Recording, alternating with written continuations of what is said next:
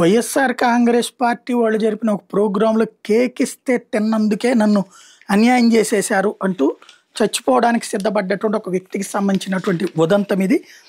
నేను తెలుగుదేశం పార్టీకే ఓటేసా, వైఎస్ఆర్సీపీ నాయకులు జన్మదిన వేడుకల సందర్భంగా కేక్ ఇస్తే తిన్నా, అదేమన్నా తప్ప? ఇంత మాత్రానికి నాపై అధికార కూటమి నేతలు కక్ష సాధింపులకు పాల్పడతారా? అయ్యా ఇక నేను భరించలేను, చచ్చిపోతున్నా అంటూ చిత్తూరు జిల్లా పలమనేరు నియోజకవర్గం బైరెడ్డిపల్లి మండలంలోని పాతపేటకు చెందిన శ్రీనివాసులు 42 ఏళ్ల సెల్ఫీ వీడియోలో తన ఆవేదన వివరిస్తూ పురుగుల మందు తాగి ఆత్మహత్యానికి పాల్పడ్డారు. ఈ వీడియో సోషల్ మీడియాలో వైరల్గా మారింది. పాతపేట గ్రామానికి చెందిన శ్రీనివాసులకి అతని సోదరుడికి మధ్య 2 రోజుల క్రితం ఘర్షణ జరిగిందట. అయితే శ్రీనివాసులు పోలీస్ స్టేషన్ పిలిపించి చిత్రహింసలకు గురి చేస్తున్నట.